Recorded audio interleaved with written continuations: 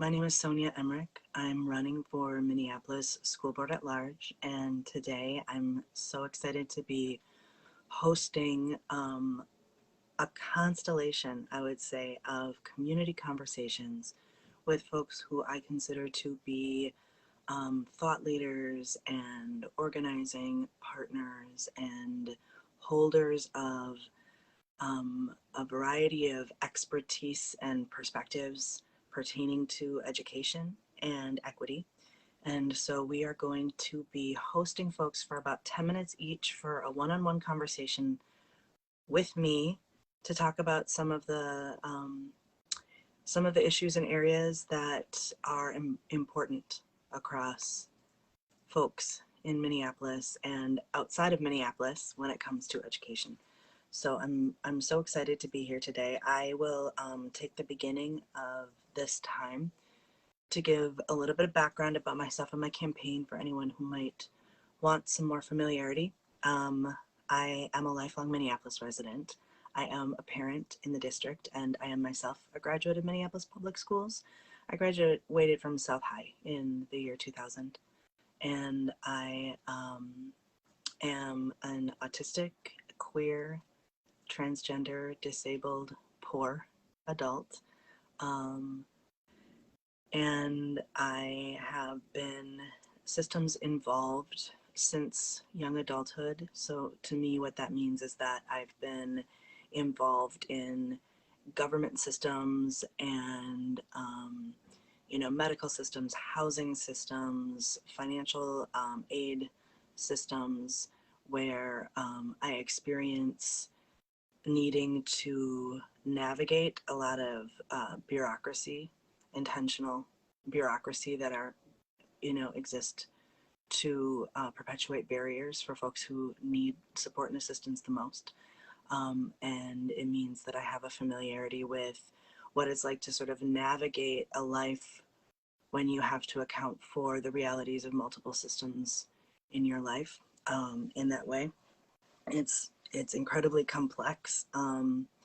And so that's an area that I think a lot of our families in the district have, lived experience, subject matter expertise with.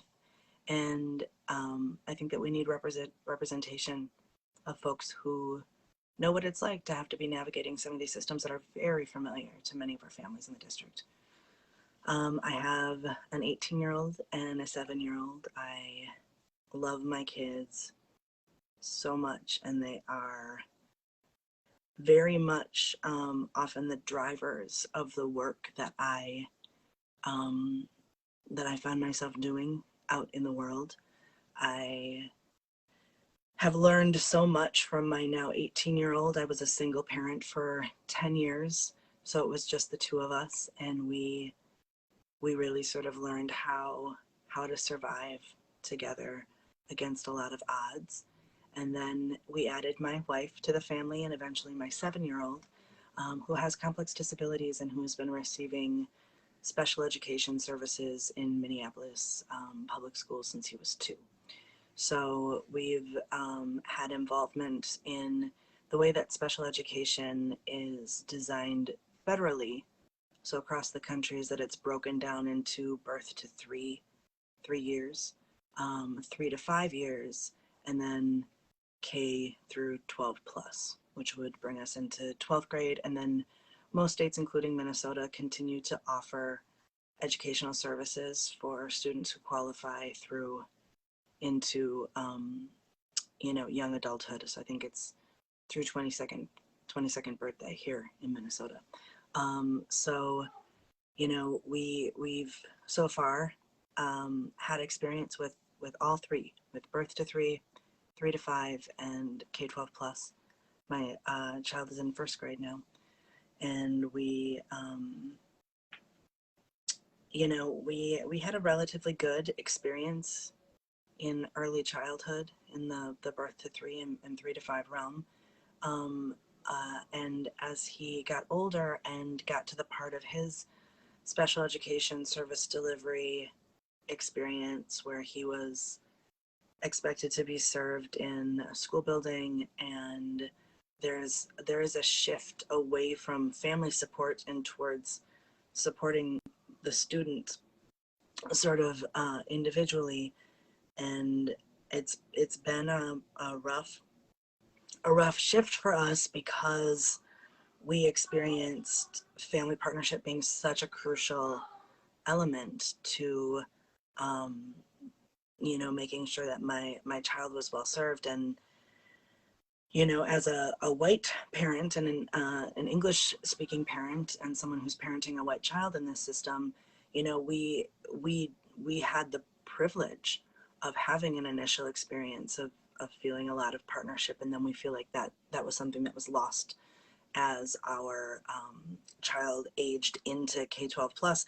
But I also recognize that there are a number of families who've never really had the opportunity to experience that really culturally sustaining partnership where there's trust. When I think of times when I went to either one of my child's educators or someone administratively involved in his service planning, vulnerably, to say there's something that's happening here that I don't think is a good fit for my kid, and I would really like to talk about what we could do different. That's incredibly vulnerable for a parent or caregiver to have to undertake. And in a system where there is already such a, that there's a pre-existing power differential when you have sort of like the parent and someone representing the school district, but then there's additional power differentials that are experienced when you have a mostly white or all white IEP team and a parent of color, or when you have a mostly or all English speaking team and English isn't your first language, or not a reliable language for you to communicate in. And I think that I've experienced some pieces of this as a disabled parent. When I'm advocating for my disabled kid, there's a cultural component of not just are you providing services to help him make progress on his identified goals, but are you providing service in a way that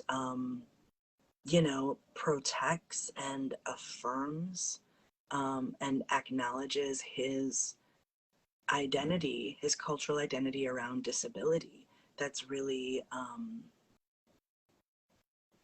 clear about that, intentional about that, where it's made visible, it's talked about, the impact of having that cultural identity is talked about.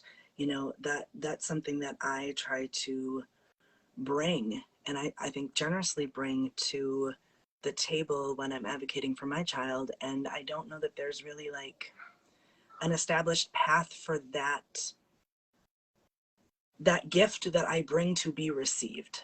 I think that there's not development around that for our educators and our administrators. I think that I've never heard anybody talk about it at a school board meeting. And it kind of sometimes feels like I'm met with crickets, or met with resistance, or met with I'm making too big of a deal about something, or I'm expecting too much. So I can imagine how that extrapolates for parents and caregivers and family members who are coming to the table with other identities and cultural experiences that are extremely relevant and important to them and for their children. And it adds another layer of vulnerability when you're trying to advocate, when you know that you're not going to be seen, understood, acknowledged for where you're coming from. So those are some thoughts, and it looks like we get to welcome our first guest here today, which I'm so thrilled about, because this person is someone who I've been lucky enough to be able to work with towards my own development, and who I've learned a lot from, and who is also super fun, and someone who has helped me work on expanding my practice towards fun and play and ease in life, as I am trying to continue to be a more effective ally for all kinds of folks in the world. So Wendell, when you're ready, do you want to introduce yourself? I don't know if you need more time. I'm good. Wait, can you hear me? Yeah, I can hear you. How Yeah. are you? Do you want to introduce myself? Yes, I'm good. Having a great day. I'm excited to be able to chat with you. I have the wizardly problem of when people ask me very simple questions, I think about them. I was like, introduce myself. Who am I? What is introductions? What's going? Like that's tedious. Don't do that. That's enough of an introduction as it imagines. This is kind of like a microdose of who I am. You be thinking. Wendell, who are you to me? To you, you're the homie. You're the homie Sonya. That's how I describe Sonya to people. It's like the homie Sonya is doing. But I mean, if you want to get specific with it, former client, schemer, collaborator, you're an ally of mine. I don't know. Who am I to you? You'd have to tell me. Those are my files. I think of you as like a mentor and a teacher and a possibility Jack in the Box. Maybe. Ooh, I'll sign up on the possibility Jack in the Box. Any teaching or mentoring that I've done was smoke and mirrors. I could say it's more accurate that I dressed myself up in the person who you wanted to be for yourself and then did a bad impression of it until it took.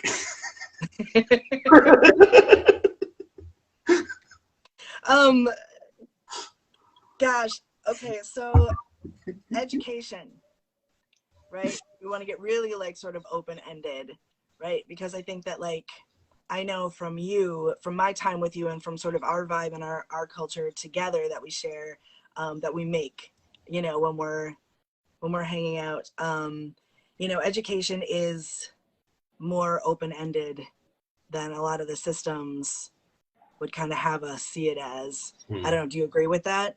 Oh yeah. Well, you know my allergy to giving agency to things that don't have faces, but I do think the circumstances of the systems that we've built have not created opportunities for educational opportunities to emerge for people. That's wordier, obviously, but like yeah, like I do feel like there is like a specific systemic output of educated beings that kind of look like it. It's kind of like when someone's like playing like the telephone game, it's like, I'd like some educated beings, please. And they go, is this it? And you're like, I mean, it's not it, but I think there's more going on there. This is a picture of an educated person versus someone who's embodied the experience of being educated. You love games, right? Uh-huh. And you synthesize a lot of how you can see folks developing themselves, right, through games. Can you talk about that as it relates to education? Yeah. Someone said this sentence to me once. I forget who it is. I'd love to pretend like I care about attribution, but I don't. That children are the research and development wing of the human race. And I'm like, yeah, I believe that. We have a lot of really weird stuff going on as humans wherein we're not done. Like we get born and then have like again 18, really 25 years of like getting our brains right before we can actually like live on our own. And that's like unheard of for like any creatures on this planet. And it comes from this stupid brain that we have. Our heads are too big to fit in our birthing canals. And so, but they're also not done being finished, like because we've made the survival of having this prefrontal cortex run everything. It's crazy. But as a result, it means that children are like really good at learning and they have to learn outside of like the safety of like essentially like the maternal, paternal, like instinctual drive. And so they learn languages, they learn these skills, they learn them all like very effortlessly and usually through play. And I see a lot of adults being like, okay, let's beat the play out of them so that we can give them these skills that they think that we think that they need. And I'm not against rules, love a good structure, but like the intersection of like having rules and structures and processes, the more mechanical way of thinking, problem solving that like I think our education system wants to give people, and the naturally emergent like next level learning skills that children have like meet at games. Games is play with rules. So it's like great, give them the results, even give them some like model processes that they can use, but always leave space for just like the weird random thing they're going to invent because that's the thing that's going to improve the whole. And when I hear you say like the system won't let us, I'll be like, yes, the part of our collective consciousness that we've labeled as the system does hold vigilance against that process changing. But that process only got here because of a bunch of weird kids playing games. And so we have to honor the fact that we even get this weird thing through play. And so to get rid of it, it'll also kind of require a playful approach, I think. If you missed the end of the conversation between Wendell and I, we were talking about how to ally to kids in education. Wendell has actually written a book about allyship, and that should be published next year. So it's called Mastering the Game of Allyship by Wendell Britt Jr. And I've learned so much from Wendell about how to be an ally to anyone that you want to the world, and how we are effective. And hi, Robin. Hi. Thanks so much for being here today. Do you want to introduce yourself real quick? Sure. My name is Robin Marty. My pronouns are she and her. I am a former Minneapolitan, and I moved about 2 years ago now, and I now help run a full spectrum healthcare center in Tuscaloosa, Alabama. So I moved down here originally because it was an abortion providing clinic. It no longer is, because abortion is absolutely 100% totally completely banned in our state and in every state surrounding our state. But right now we have pivoted our services to providing contraception, doing gender affirming healthcare, which is almost impossible to access in the state of Alabama. We are also providing telemedicine prep for people who are partners with people with HIV, and basically just trying to provide as much reproductive health care as we possibly can out here. Thanks so much. So Robin, I wanted to ask you, one thing that I wanted to ask you if you wanted to chat about today is the impact of having legislation that is limiting or creating more barriers to some really essential healthcare components, right? What is the access on students? What is the direct access? And then how do we see sort of like it iterated when it affects families and communities? Yeah, there is a two-tiered educational system out here, unlike any other system, basically because of the fact that in Alabama, the state uses its public education system as a way to continue having school segregation. So because they're not allowed to officially have segregated schools, primarily most of the neighborhood schools are the public schools and are starved for any sort of funding, anything like that. And because of that, then most people with any sort of financial means will send their children to private schools, which are almost entirely religious schools out here as well. So that's another problem, where when we come to the idea of school choice, that in Alabama, that primarily means a way to funnel what little taxpayer money there is for schools to Christian-based organizations. So that on its own is problematic. And then another aspect of this is the fact that Alabama, up until a year ago, so the state in its public education does not have sex education, which is one of the reasons why there is such a problem with unwanted pregnancy. People do not have access to any sort of information besides abstinence-only materials. And up until a year ago, that material also included the statement that if you were an LGBTQ child, you were more likely to die. And there was no actual explanation about why, such as like the fact that, I don't know, your healthcare providers discriminate against you. And also the state is terrible to people who are other oriented. And so of course you feel isolated and alone and hopeless, and you're probably more likely to kill yourself. They didn't go into any of those kind of details. It was just, if you are gay, you are going to die. So that was something that has now been removed from the public education materials, but that was a 5-year long process of that bill being introduced and voted down, introduced, voted down, introduced, voted down. So we have a public educational system that is extraordinarily racist, go figure, extraordinarily underfunded, go figure.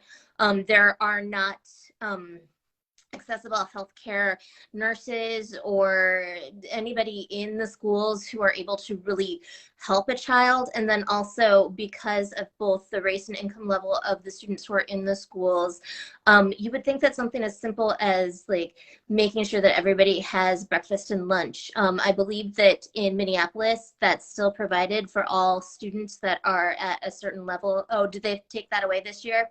Okay, at a certain level, you can, yeah, but not universally. Yeah, they just now there are no free lunches for children, and in Alabama that's a place where it's enforced. So if they are not able to pay for their lunches, they do not eat. So one of the things that is the most horrifying about this situation is the way that Alabama uses their children as props in trying to basically decimate the state, because one of the reasons that the public educational system is in such disarray is because there is so little funding for it. And the only source of funding comes from the state's food tax.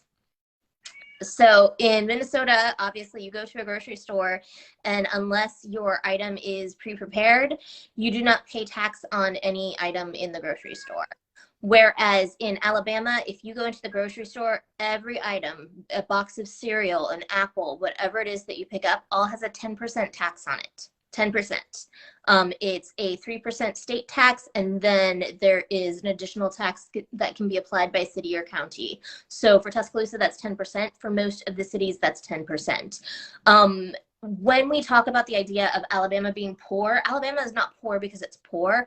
Alabama is poor because they have the most regressive tax system out there, because the entirety of their tax base is coming from things like the gas tax, which is one thing that everybody has to pay, or food tax because everybody has to buy food. Meanwhile, they have property taxes, which like in Minneapolis, obviously that's how they fund public schools. Out here, there are almost no property taxes. And of course that exists because people who have homes, people who buy investment properties, this is all actual goods that exist that a person can have and will gain assets and all of that, whereas food is just something that you eat. So they have essentially passed the entirety of their taxation system onto those with the least amount of means. And of course, because of that, their schools are struggling completely. But we know that the schools are struggling. And so because of that, the state is able to keep their sales tax on food in place by saying, if we do that, there won't be any money for schools. Rather than, hey, let's just have an actual legitimate property tax. So Robin, quickly, you know, you have familiarity with Minneapolis public schools and, you know, sort of these issues iterated to, you know, what's local for us here in Minneapolis. So I know that we are not where Alabama is, but what do we need to be looking out for here? Because we know that as long as any of this type of legislation or ways of governing exist in our country, nobody is truly safe from being touched by it, right? So like, what do we need to be doing up here in Minnesota and in Minneapolis now to protect ourselves from these circumstances? And the thing that is the most important right now is making sure that we have school boards that are representative of the students who are attending. We need school boards that are diverse in racial, diverse in economics, diverse in abilities, diverse in gender, diverse in presentation, and we need these things so much because every student is different. But what we are seeing that is happening right now in Texas, in Florida, is that the conservative movement has decided that the school board is where they're taking over, because they understand that once you can control the schools, you can decimate them, or you can block a person from being able to get an equitable education. And there's no better way to say this. They want us dumb. They want our children dumb because that makes them pliable. That makes them unable to be able to get better jobs, and so they will stay in low wage income positions. Like, everything that they do relies on the idea that by taking away a person's education, which gives them opportunity, that is how you can continue to have a working class that is essentially subjugated and easily manipulated. And so in Minneapolis, that has to be fought against. We already know that this sort of school board takeover is happening in suburbs outside of Minneapolis. And at this point, Minneapolis is safe, but that's just for now. And all it takes is one concerted effort from one group that will send in a bunch of people and then take over a school board, and then Minneapolis would go the same direction. Yeah, it's so terrifying to think about. Robin, thanks so much for being course. on today, all the way from Alabama. I personally appreciate your work, so much, and your friendship. And it's been really important to have you help us better understand some of these situations. So thank you so much. Before you let me go, I just want to say really quickly that yesterday I had an IEP meeting for my child. And it actually went extraordinarily well. And I would not be able to advocate for him in the way that I do had you not been there to mentor me and help me understand the school system and how to make change and speak to teachers. And I think that this is going to be a good school year for him. And part of that's because of you. So thank you. What an honor. I'm so glad to hear that it sounds like your child's going to have better access. God, I hope so. Thank you so much. Thank you. Bye. Bye, Robin. So next we have, now let me make sure that I'm pronouncing your name right, and let me know what your pronouns are. Shuba, is that correct? Yeah. Hey, Sonia. Nice to Hi. Zoom meet with you. This is incredible. Yeah. Your last comment made me think too of the quote that no one's going to give you the education you need to overthrow them, which is something that I think about a lot with my kid. Yeah, so Shuba and I know each other through the magic of the internet and social media, because our kids have a lot in common in terms of their development, and we learn a lot together, I think, and from each other, and have some shared community so around kind of our kids, how to help our kids get what they need in ways that are really affirming, culturally affirming, identity affirming, that honor their, disabled kids aren't broken, and they don't need to be fixed. They need to be, and I say this not to you, Shuba, because you obviously know this, but in general, we need to be holding this, right? And so if we don't think of our disabled students as, people who need to be fixed, who have something wrong with them, like, how do we think of them and how do we interact with them? And so that's something that I wanted to ask you about, as much as you are, comfortable or feel good about sharing about your experience, and what you have sort of found to feel important to you, and kind of how you got there. I'd love to have you share that. Yeah, thank you. And I feel like part of the reason that maybe we were drawn to each other is that I think both of us, before having kids, already had this really strong sense of social justice and what it means to be there for people at the margins, and how that really brings us all towards a world that's free. So I feel like it took me like an hour maybe after after my kid getting a diagnosis to realize how broken the system is, or how the system is working exactly as designed. So yeah, my kid is a toddler, and he is autistic and a complex communicator, and he's also Black. So he's at that intersection of being a Black man or Black boy, who is also disabled and communicates in a different way than other people. And so it's been really clear, without going into a ton of detail, as you know, how much the system is working as designed, which is to keep them out. It's to keep people that are perceived as not having productive value just out, and keeping them as segregated as possible. And why should we even be teaching them? They're not,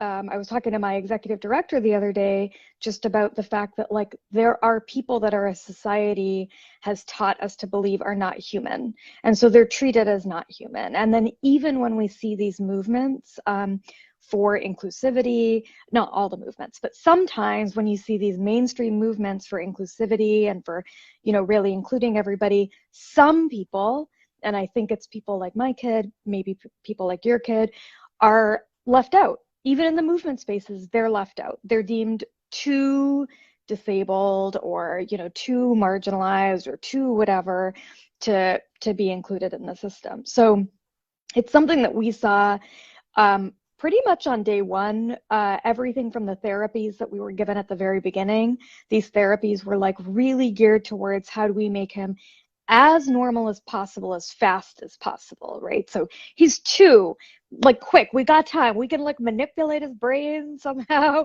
turn him into something different, and then he'll be a productive member of society and contribute to our capitalist economy like a good worker should, right? So let's try to do that.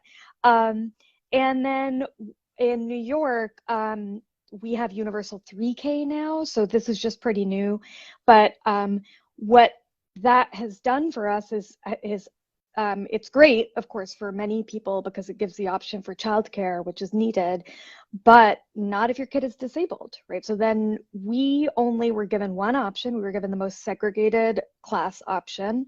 The school would have been very behavioral in nature. And if you know New York geography, and I did live in Minneapolis for a bit, so this is very different. The school wasn't far away, but in New York terms, it's far away. So it would have been like a 90-minute bus ride each way. Monday to Friday, it would have had to be full-time, even though we don't need full-time care. And as I read some of our disabled rights activists, you know, from generations before, I realized we like what they're giving my son is not actually that far removed from institutionalization, right? What they're saying is he must, even though we don't need it, even though our family doesn't actually require full-time childcare, the only option given to us is he leaves the house at 6 a.m., you know, he's home at whatever, 5 p.m., not around family, with a bunch of strangers that are going to try to turn him into something different, with no other alternative given to us. So for me, that felt like very close to institutionalization. And as you know, we have gone down the private route for now and really found something that is amazing, really affirming, and very, very white. What we could not find was anything that was going to be racially affirming and affirming to his disability. And it's really clear that that is because of the way that the systems are designed, both to be racist and to be ableist. And we've had to make this very difficult choice for him. Yeah, something that you and I have talked about a little bit is sort of the differences in, you know, interfacing with kind of like what if ever, where is there a purpose for behavior compliance, and how is that different for white children versus Black children or children of color? Even just sort of thinking through the impact of expectations around behavior before even like a decision-making process, right? The different considerations around safety and access that you know need to be considered when we're talking about disabled children of color, particularly disabled Black children versus disabled white children. And you know, I know that that's, I mean, I don't have to navigate that experience personally for my own child, right? And I have an awareness that it's like adds a whole other complex layer in terms of thinking through what does my kid need and how complicated that can get when it's almost like there's competing needs just within the realm of developmental support or education for one child, right? Is that something, I mean, I know that that's something you experience because we've talked about it, but, you know, do you want to say anything about kind of the impact of that for you and for your family? Yeah, I mean, I think briefly, because I know you have other folks too, we're way more focused on, at this point, ensuring that our son feels free. Like that, I feel like is more important. And I think, you know, with my kid, and I think with your kid too, and I don't know, later I might regret, like I might be like in a few years from now, why did I say that? But there is some, I don't see how any behavioral compliance type of education at this point is suddenly going to make him palatable to the police in a police situation. You know, his communication is very complex at this moment. I don't know, like he's not going to suddenly be able to mask and act very neurotypical. So for me, I think what is more important is his sense of self-esteem, his groundedness, and being able to shape something, especially at 3 years old, where he feels free. And I think what is harder is that I'm noticing, and even in New York City, there are few people out there who take a neurodiverse affirming and a non-behavioral approach. There are very few of them. They tend to be located geographically in areas that tend to be white as well. So we did have our son in an Afrocentric preschool. We had a really hard time getting any therapist to go to that neighborhood, let alone a therapist that we could handpick to be affirming, racially affirming, and disability affirming. Like we basically were out of luck, you know, and what we've had to do is shift geographically where we're going to a whiter neighborhood, because that is where we can find the neurodivergent affirming therapists. You know, it's a pretty like fucked up geographic sort of thing. And I know enough about Minneapolis to know there must be the same thing going on there as well, because I do know like the geography there around race as well. Yeah, those are really, really important considerations, and we don't always hold sort of all of those barriers and circumstances that are impacting, you know, like multiply marginalized kids and families. I could just talk with you forever, and you know, sometime if you're available, let's hop on a Zoom and talk more. But thank you so much thank you for being here with us today and giving us a piece of your time and your thoughts. Thank you. Good luck. Thanks. Bye. Next, this is just like amazing to get to have all these just like folks to converse with about topics that are so important and rich and relevant. And so now we have Ashley Ullman. Do you want to introduce yourself briefly, Ashley? Thanks so much for being here. Yeah, absolutely. Hey, everybody. My name is Ashley Ullman, she, her. I'm joining y'all from just south. Sonya.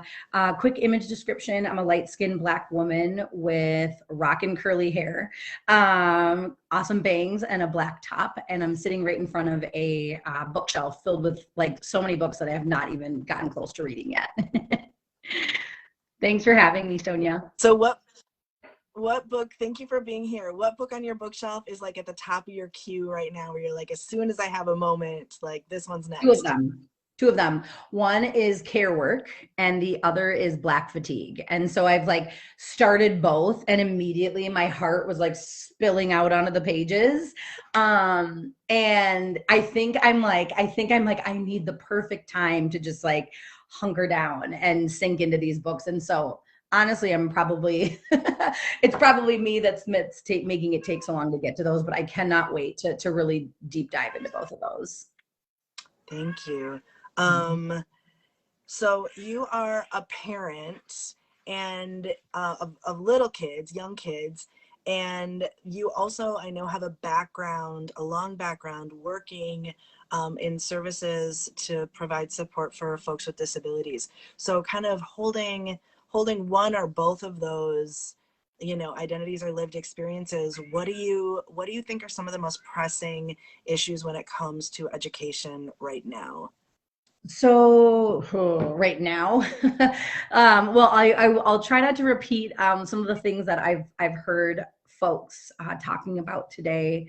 But one thing that I was thinking about as I've been listening and kind of preparing is, in addition to being a parent and a person who worked in like disability services for a good majority of my working time, I also identify as a neurodivergent person, late in life diagnosis. And so I kind of have this like almost like, I wonder what would have happened if there would have been, quote, intervention sooner. But then also with the layers of my other intersecting identities, it's like, I don't know that I can necessarily look at data, let's say, or outcomes, let's say, for kids who and students who identify as neurodivergent and or disabled, or however, however folks are identifying in their own life, because unless we're looking at any given community space, in this case education, through an intersectional lens, and considering how oppressive mindsets with each and every one of folks intersecting identities shows up in spaces, we're still falling short. And so I think for me, and obviously, like, it's such a hot topic right now, and we know that it's being access to information is being like weaponized. And so I don't know, I think two big things that speak to me, both from my own experience as a student, but now as a parent, of kids who are in public education, I think is number one. I heard somebody talking about just kind of really thinking about the unique needs of every child, yes, disabled students, as well as, students who are experiencing poverty, as well as, students who are experiencing trauma. It's just like, there's so many things that we're not thinking about in spaces where folks are needing to access critical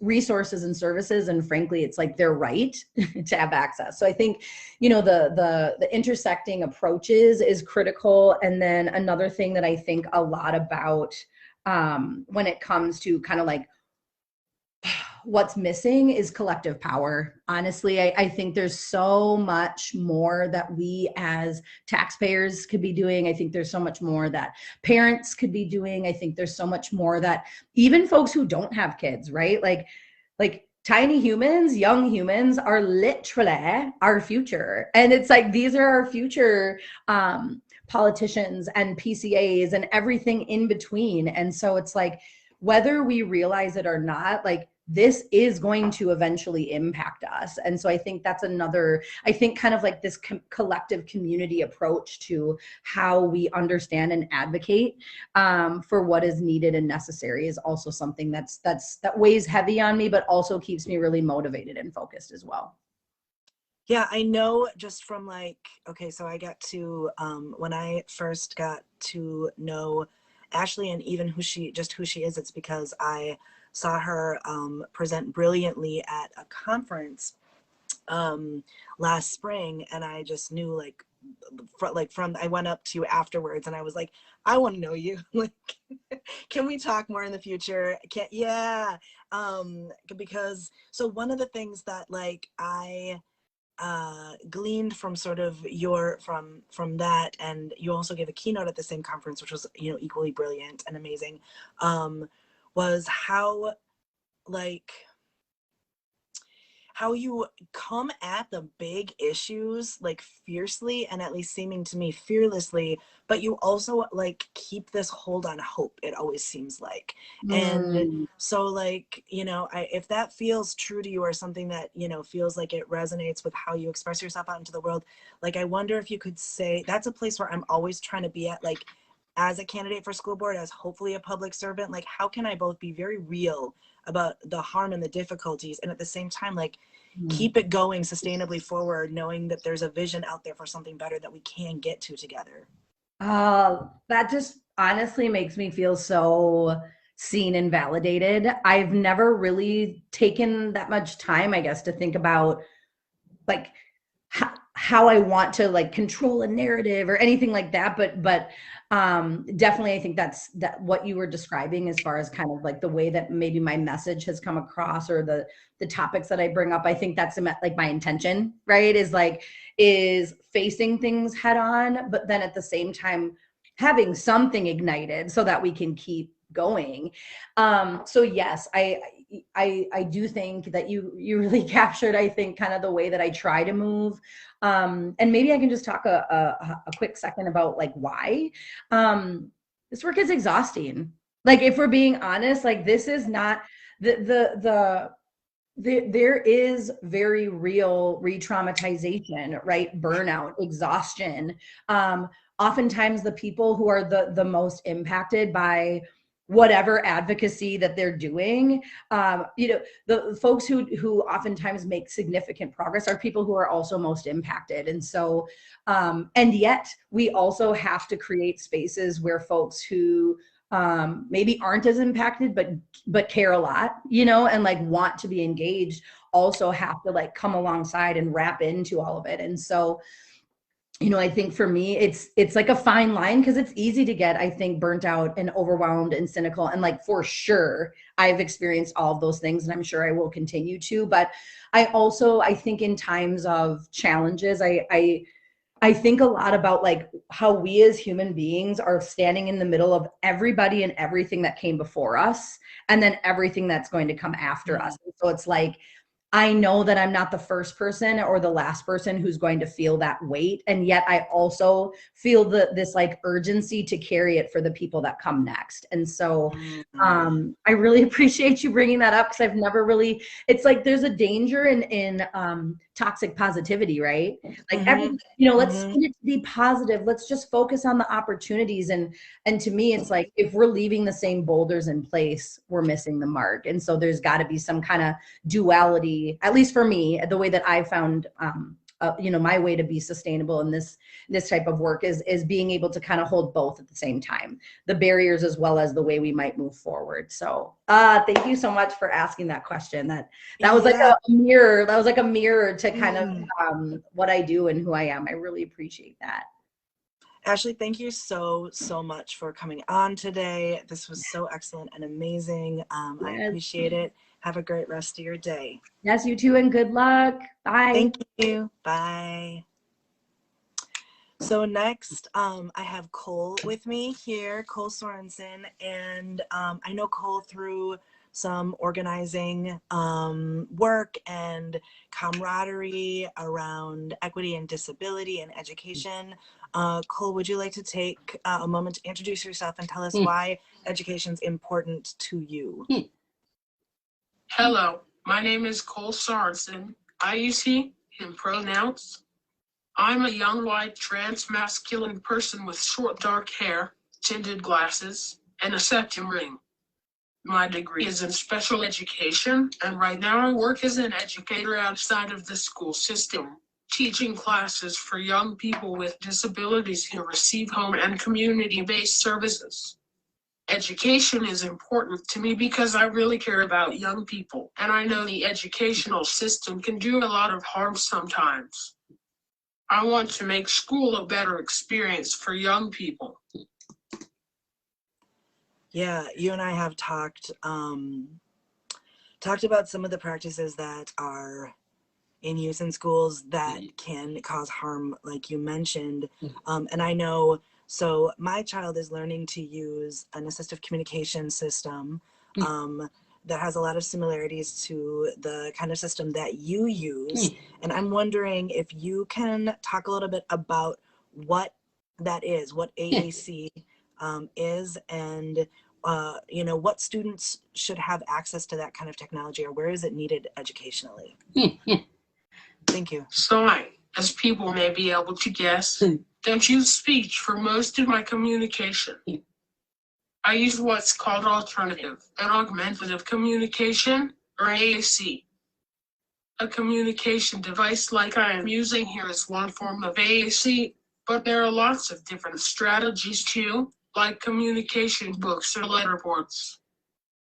A lot of people think that only people who are completely non-speaking benefit from AAC, but really, AAC can benefit anyone who isn't able to express their full thoughts through speech or sign language. People need to be able to communicate beyond just basic requests. They need to be able to share stories, ask questions, and build relationships with others. AAC can help make that possible for people. Yeah, thanks. And one thing that folks may not know about me is that I use a system that is also similar to the system my child is learning to use and that Cole uses often when I'm receiving medical care, because as an autistic person, sometimes that setting specifically has so much overwhelm for me in terms of sensory processing and communication expectations and the amount of information. And also I have, you know, medical trauma, which I think most disabled people who've interfaced with those systems do. So I find that not having to rely on speech is what helps me be effective to communicate. And so, you know, given what you said about how there are lots of different types of communicators who would benefit from having access to, you know, if not a full-time alternative communication system, having a way to augment oral speech, right, for communication. Do you think that we are adequately addressing students' communication support needs or not? What's your take? We have a long way to go in terms of making sure that everyone who needs support with communication gets it. Way too often, AAC is only offered as a last resort to students who are completely non-speaking, usually after years of not having been given the tools to communicate fully. The tools we end up giving students are also often super limited. Nobody can communicate fully when all they have access to is 20, 50, or 100 words. But people so often underestimate the abilities of disabled young people, assume that it would be too difficult for them to learn a more complex communication system, or even learn a communication system at all. Sure, it might take some time and effort, and you might not see immediate results. Denying a student the chance to even try a robust communication system because you have decided for them that they're not capable isn't fair, and lack of communication supports is so much harm to a person. Yeah, and I'm not sure that everyone always thinks through like what the real impact of not having access to a reliable mode of communication is like for a person. Like that it is you know, very likely to be experienced as trauma, like clinical level trauma, to not have a way to communicate. And so then when we see kids acting like they're experiencing continuous trauma, right? And we're like, why is this happening? And we treat it like it's behavioral noncompliance or naughtiness or aggression or opposition, right? When what we're seeing are symptoms of trauma from not having that access. You know, given that, what support or instructional strategies as a special educator do you think we need to be utilizing more with our students who receive special education services? I would really like to see the field of special education move away from such a strict behaviorist approach that's often used right now. Behaviorism is the use of rewards and punishments to shape behavior. When I was studying special education, that approach was pushed hard in all my special education courses, and it wasn't until I took a few classes in the elementary education department that I even heard anyone say the term restorative justice, for example. I really want the field of special education to move away from seeing students as data points, whose experiences can be captured through a handful of numbers, and move towards seeing students as people with rich inner lives, a lot of insight, and complex motivations beyond just basic things like seeking attention. While there are definitely some educators who do a good job of understanding that, the field as a whole is really set up to erase that perspective. Yeah. You know, I think about like now I'm thinking like you and I could do like a whole hour-long presentation like on differentiating restorative justice practices for students across a wide range of abilities and like communication you know, support needs. So I'm gonna just bookmark that in my head and don't be surprised if I reach out to you. So the other question that I have for you is, do you think it's important to have disabled educators represented in our teaching force? And if so, why? And what are the barriers that could be keeping disabled folks from being licensed educators in our system? I think it is important to have disabled educators in the teaching force, But unless we can also make some systemic change to the education system, all that really does is set a lot of disabled educators up to very quickly burn out. Burnout is an issue for all educators for sure, but it especially ends up affecting marginalized educators. I know for me, just having to witness daily the ways that students who I saw myself in were being failed by the education system left me burned out before even finishing my degree. Sharing a marginalized identity with a student means that you can pick up on all these cumulative injustices that others might miss. It means you're in a position where you can better advocate for the student or help the student advocate themselves, but it isn't easy. Bringing in marginalized educators within a decision-making role can help with making some of those systemic changes that lead to better outcomes for both students and marginalized educators.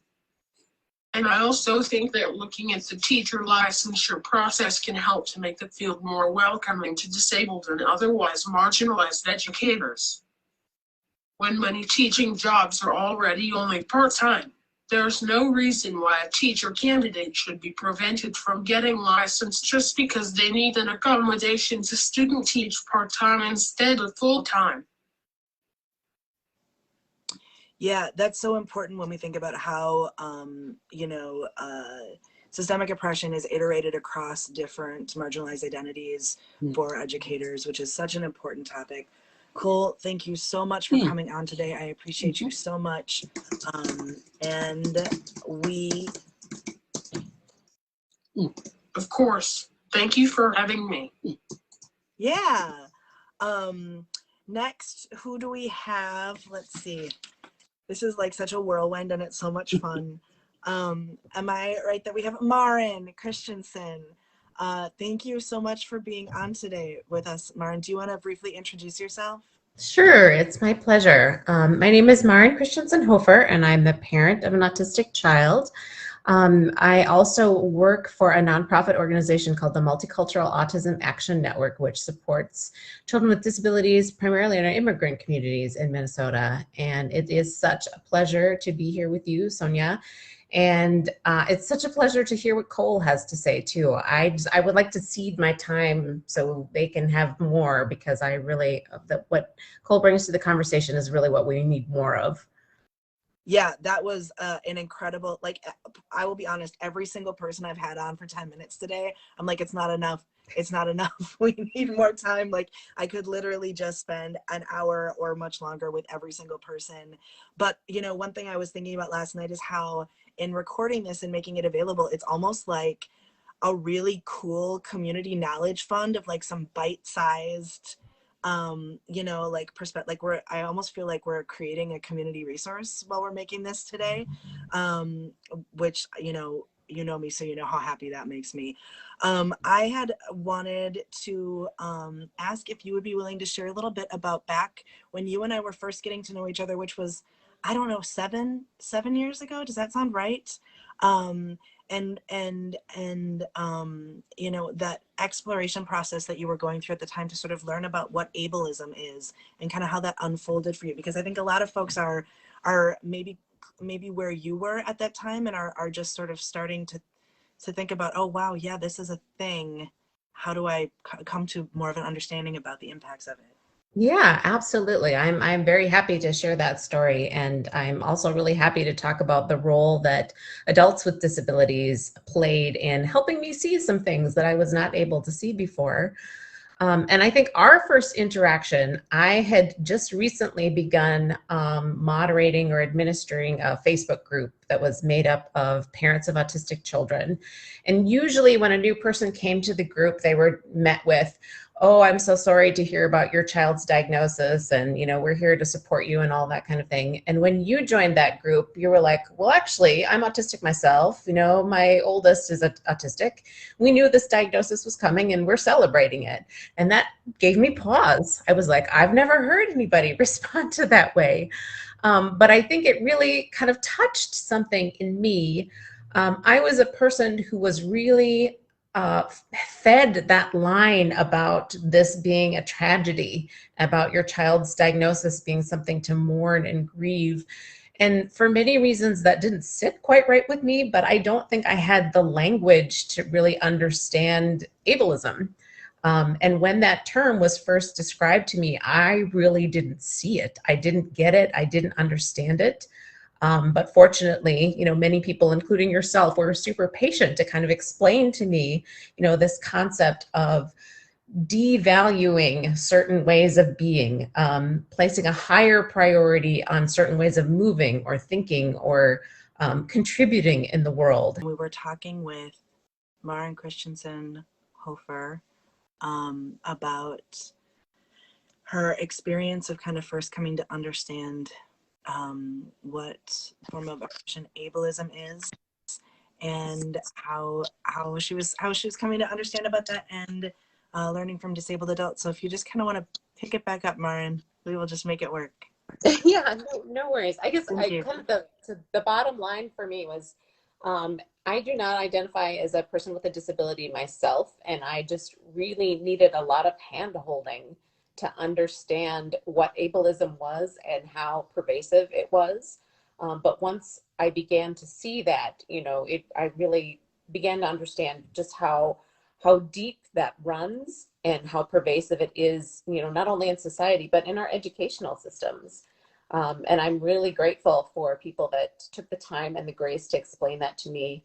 And it was a message I was really ready to hear, but I didn't even really realize it until it was pointed out to me. So I'm very grateful to you for that. So I know that in the years that I've known you, now for a while, something that I have observed that you do is whenever you have the opportunity to yourself get to the mic, you work really hard to make sure that there's representation wherever you are. So, that in my observation of you has included making sure that folks with disabilities are at the mic when, folks are talking about disability. And it also makes sure that, racial representation is present, that folks from immigrant communities are represented, where language and culture around language needs to be a consideration that is being taken into account. Can you say a little bit about sort of how that came to be something that you're so forthright about and you're so clear about in terms of your advocacy, and has it ever felt vulnerable to say, yes, I want to be involved with your thing that you're doing, but we also need to make sure that we're thinking about representation here? What's that like? Yeah, for sure. I think, there's many different pieces to this, but the first thing I will say is that I am a person of tremendous privilege. Like, I get invited to things because of the color of my skin and the education that I have and my social capital. And, I have a lot of tools in my toolkit. But I think one lesson that I have learned is that, even the very best intentions in the world are no substitute for an actual diversity of experience. And I think in many spaces we say, well, we made an effort, or, we put out the welcome mat, or we extended an invitation. But the thing that I have really learned is that is not enough. If your group does not look like the people that are actually affected by the issues that you're talking about, then there's still more work to do. And that might be, asking some kind of difficult questions about, who is not at the table and why are they not at the table? Or if they are at the table, is this a welcoming place for them? Do they want to come back to the table after being here once? Or they're like, nope, that's not for me. And if so, why? So I guess, I guess that's one thing that I've learned, and that I know I didn't understand at the very beginning of my, sort of advocacy work. I started off working with a parent support group, which was, in all honesty, largely middle-class white ladies, moms. And we started asking the question, you know, how do we make this a more diverse group? How do we bring more people from diverse communities at the table? But that is completely the wrong question. You know, I will now admit with all humility that, you know, that is not the right way to approach this. The question we should have been asking is, you know, what are the issues that are important to this community? What are leaders in this community asking? You know, what are they working towards? What are, you know, are there things that we can do to support their goals and advancing them? And, you know, how do we put ourselves in a role of learning what are the priorities in these communities? If we're asking, you know, those questions, you know, how can we serve rather than just how can we bring bodies to the table? You know, that's kind of where we need to start the conversation.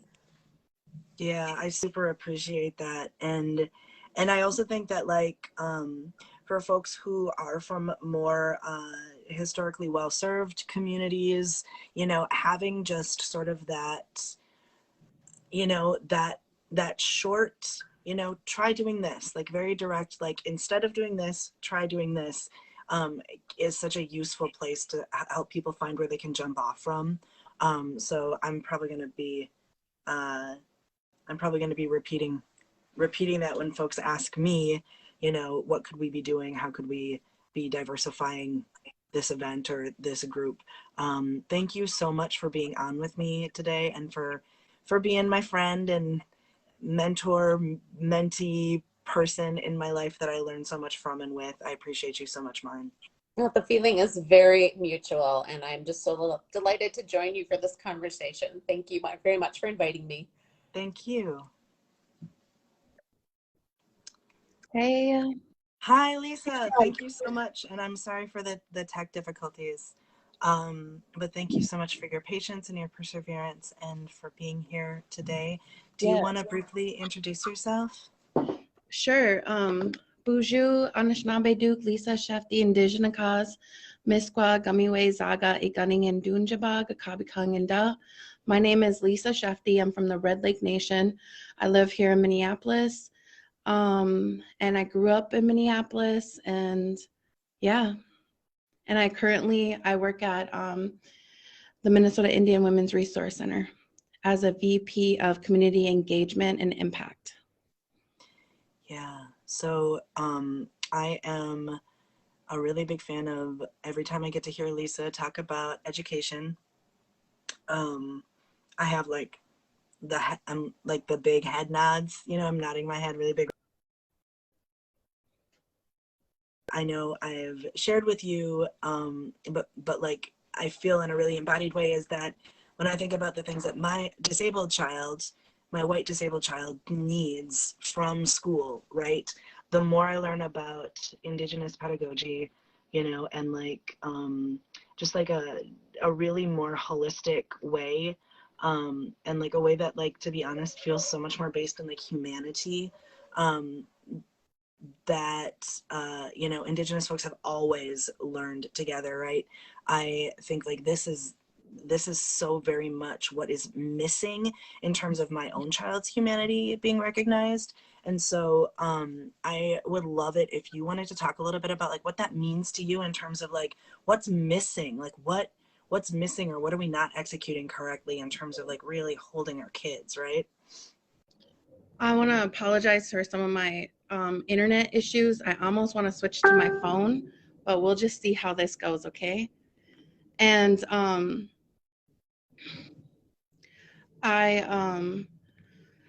yeah, thank you so much. Thanks for sharing your stories as well. I feel like hearing your stories and things that you have to say have left me thinking differently, critically, asking myself new questions. And I think that this is what happens when you start harvesting and gathering with folks. And but you know, when so I have not birthed children, but I've taken care of many children. This is what I like to say. And when my nephew was going into kindergarten, his name is Anna McKee, and in the Ojibwe language, that means, to a lot of people, it means something different. It could mean a thunder being, or there's an elder from where I'm from in Red Lake. She when I told her my nephew's name, she said the one who throws lightning.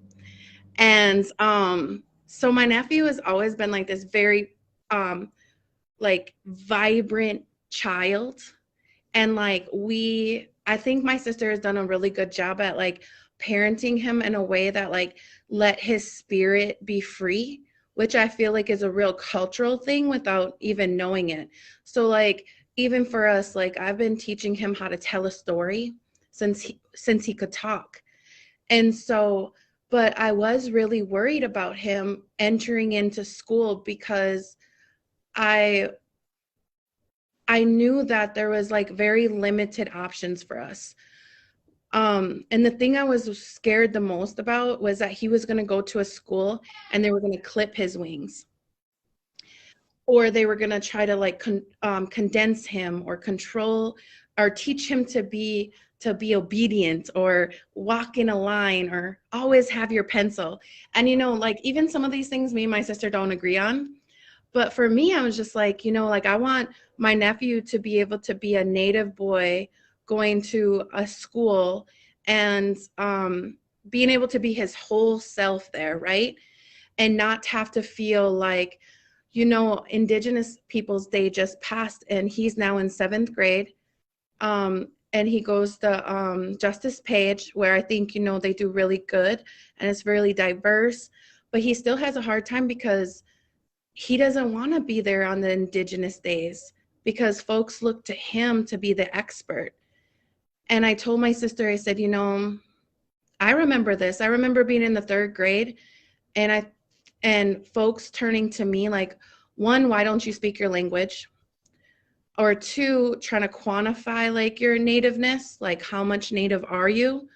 And or just like our first experiences with racism in schools. And I think that, and I just told my sister, I said, she's like, I can't believe we haven't figured this out yet, like how not to make like the Native kids in the classroom the experts, but also because we have to realize that they're kids too, and they're learning about this, like learning about their identity is being taught at home and after school programming, and we're having to try to figure out how to teach our kids simultaneously history or things that our schools aren't teaching him or teaching them. And so like but you know, I was like, for her, I said it does make me sad that it makes him sad that he's being asked questions he can't answer. And that's like a form of like internalized oppression that I don't even think we even ever really talk about. And even as a community, like we're so busy trying to navigate historical trauma that I think that in current traumas and structural racism, that we're trying to figure out how can our children best learn in a classroom that's not going to strip them of any sort of that cultural identity, but maybe even aid in it. And, you know, we do have Minneapolis Indian education, which, you know, my niece, last year she goes to Barton Middle School or elementary, and she would come home and suddenly she was like really excited to be Native or to talk about being Native and what that meant to her. And she would come home with Sitting Bull books and want to talk about tribes. And, you know, the one thing, she's 7 now and she's in the 2nd grade. And she always tells everybody, my auntie, all she talks about is Native, Native, Native, community, community, community. And so anyways. Not the worst reputation you can have. This is true. And I'm like, even today I dropped her off at school and she was wearing a powwow shirt or like a traditional shirt. And even just like Native people on her shirt is important to her. And we're sitting outside the classroom and at her school, they had some tribal flags and we were looking for ours. And that kind of stuff matters. Like for her to look up and see a tribal flag, or us to talk about Ojibwe or Dakota people. So I think we've come a long way from then when I was in elementary, and I know you and I go way back. We weren't in those general classes, so I don't know if you ever remember when I would have to become an expert, but you know, I would just make stuff up when someone would ask me. And I'm like, yep, talking like I knew something. And then I would be going to the library and check out any and all books. And so it makes me sad because it wasn't until college that I actually had a history class. No, I take that back. My first native teacher was at South, Mr. Kingbird, and he taught 11th grade history. And he taught from Howard Zinn's A People's History, which is probably one of the most accurate history books at the time. I don't know what it is now, but I think that was the first time I ever had like a real conversation about American Indian history in a school setting. So I don't know if I answer your questions. So like, I did want to say that place-based learning is important to me too. And is important to our community. And what I was thinking about Anna McKee, like not wanting to change him and have him fit in, but let him be. And I think I do a lot of racial equity work for systems. And I'm always like, you know, I just want to be able to walk into a space and be Native. I don't want my tone corrected by folks. I don't want how I dress corrected by folks. I don't want, because we're constantly, as Native people, I do feel like sometimes we're constantly being policed on how we speak, what's our tone, where did we come from, you know? And, but it's just about that true racial justice is like, we're gonna make truly inclusive spaces so like we can be who we want to be and be able to show up authentically in our whole selves. And I think that's important, especially for anybody who's been forced to be othered. Yeah, I think about place-based learning and how I'm, you know, trying to learn more about sort of what that means and like how like the spaces where we are integrated into like our experience. And sometimes that's iterated out to, so an example that I've heard used with special education is like this idea that you would take a child out of a classroom away from other children and naturally occurring social situations to teach them social skills or to teach them communication, right? And there's this disabled guy who said, you know, would you take a child to a parking lot and teach them to swim and then go throw them in a pool and expect them to be able to swim, right? Like the places where we are learning impact our experience of learning. It's not just all transferable. And so my understanding is that like, you know, that connects into, you know, Indigenous ways of learning or Indigenous pedagogy because, you know, like there is a different relationship with like the land and where you are and like what this space is and what it's for that you can't just transfer to a different place, right? Like that has purpose, that has meaning, that's part of the experience that's happening, that in, you know, in white supremacist culture, we don't have any investment in the actual land or the space. We can just take it and package it and send it out wherever and it doesn't matter, right? But it does matter to our kids and it is culturally important for many of our students. So I'm so happy that you brought that up. Do you have more to add to that when you're thinking about place-based learning? Yeah, I think about it too because I also am a founder of Quay Strong. It's a Native women's wellness movement. It's grassroots. We get women and children out to the lakes to run, bike, canoe. We host a triathlon for Native women and children every year. And we try to organize, majority of our stuff is like organizing wellness activities that are culturally rooted. And it's specifically because of that, because, you know, like being a Native person who grew up in the urban area, like I grew up in Little Earth of United Tribes, and I don't know if you're familiar, but we were surrounded by all these beautiful lakes, but I never had access to them. Like, I don't even think schools took us or anything like that. But as my family we never utilized these spaces. And but I think that now what's so important to us as a community is reconnecting. Like, one of the ways to recharge or reconnect and get back to our original instructions, and our original instructions are like what were gifted to us as Native people.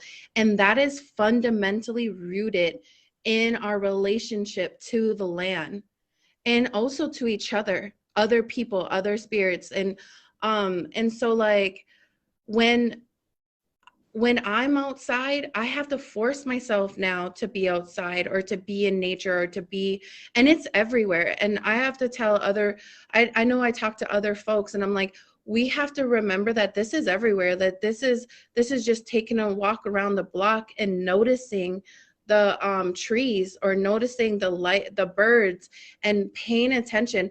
And these things are rooted in a lot of other folks's like indigenous knowledge systems, you know, around the world, is that like we're now more powerful than this land, this earth, and we need it to survive and to live, but also charge up what's inside of us.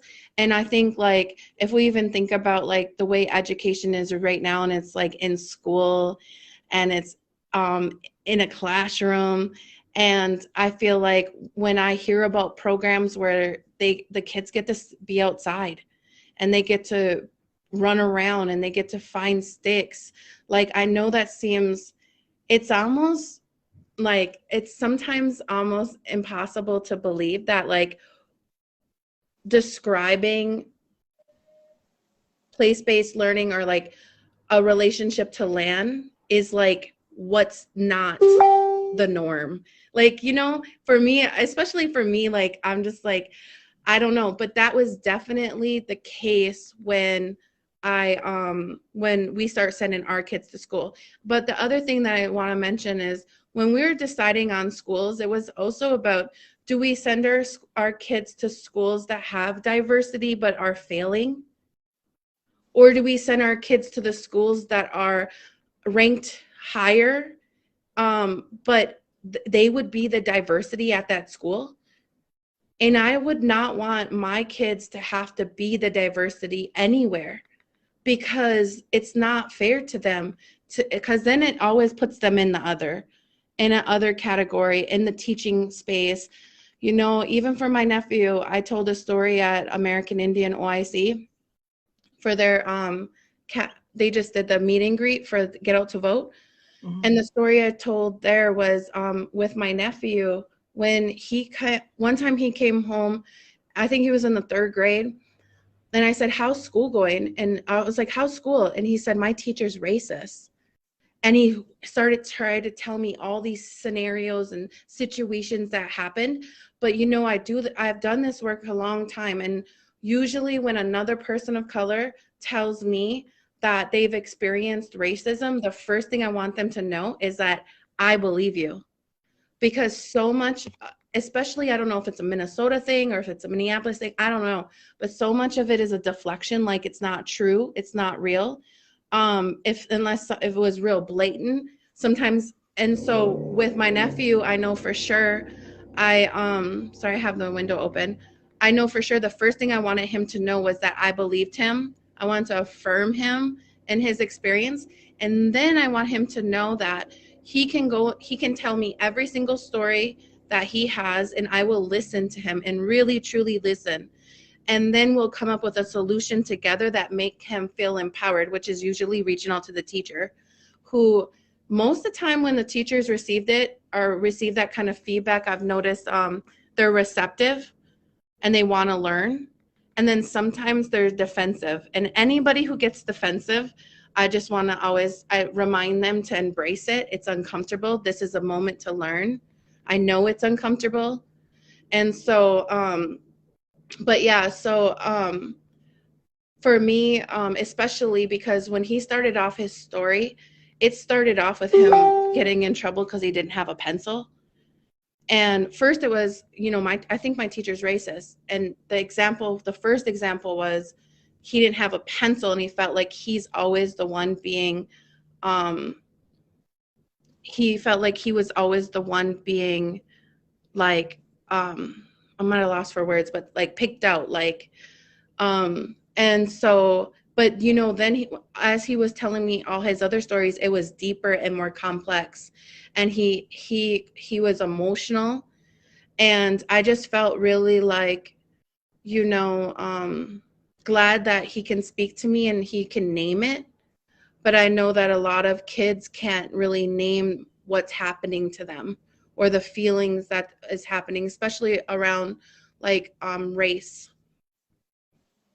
Yeah, I feel like we have these expectations that our kids, even our young kids, will be able to, while experiencing this trauma, be able to like articulate it in detail in a way that's like clear for adults to understand, but we don't have the same expectation that our adults will have the same complex, nuanced ability to be able to see it, identify it, describe it, communicate about it, about the racism that's existing and how it's impacting students of color and Indigenous students, right?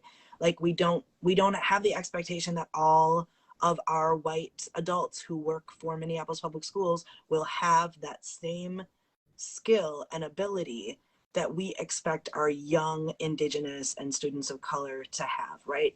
And like So a very native way to look at that too is the opposite. The kids, the youth are who we learn from, right? So the youth are powerful. It's so like the most connected spiritually are young people, youth, because they're like fresh from the spirit world, right? Folks who are sick, elders. There's certain classifications that make you like more like wisdom, like you're wise. And even for my nephew, like when I would tell stories about how he was thinking critically about race, he told me one time, I said, hey, read that book to the baby. And he says, I'm not going to read that book. There's racism in that book. And I think he was in like second grade at this time. And I said, there is not racism in that book. That is our favorite book. And it was Brown Bear, Brown Bear. And I was like, there is not racism in that book. That is our favorite book. What are you talking about? And he said, he goes to the picture about the dog, and it's a white dog. And I was like, yes, because there's white dogs, my boy. And he goes to the very next picture, and it's a black sheep. And I said, yes, my boy, I know there's black sheep.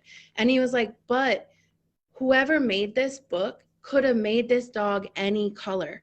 That dog could be a purple dog. That sheep could be a yellow sheep. And he is like, but in the animal kingdom, who has more power? Dang, this second grader had a power with, like, he had a race conversation and a power dynamic in a way that, yes, a lot of people, a lot of adults, a lot of people cannot talk about race and think about it critically. But you know what? My nephew, he loved his stuffed animals. He loved his teddy bears, and he's so cute. He's in seventh grade now. He's about to turn 13. He would not even get embarrassed for me sharing this story. So I promise. But just because he loves his teddy bears, he'll always love his teddy bears or his stuffed animals. But so one time he was like, oh, I love my Teddy so much. Like, she's just so beautiful. I love her. And he's all squeezing her. And he's in the second or third grade again. And then he says, oh, my goodness, no. Look at me. I don't even know the gender of this Teddy. And I'm just misgendered my Teddy. And I was like. And he was like second or third grade. And he's thinking about it. Thinking about the fact that he just misgendered his teddy bear. And so the fact that, like, I'm working with adults who can't even correct themselves, like, oh my goodness, you know, I've just misgendered you. I realize that. Let me stop. Let me apologize and I'm going to do better. And I'm going to apologize in a way that I ain't going to put the work on you, because a lot of people do that. But yeah, I know we were only supposed to talk for like 10 minutes. I know you and I can always just talk for a long time. By coincidence, I don't know if you can see this, what is on my shirt, the Trust Students shirt. And it just, when you were talking about your nephew and how our kids know what they're experiencing and can see things that we miss sometimes. Thank you so much for that. And for reminding me that that's the frame, that needs, one of the frames that we need to have in use. They are wisdom holders, wisdom keepers. Yeah. And we do need to believe them and trust them, which is something that I say and you say and is absolutely true. Thank you so much for being on with me today. Thank you.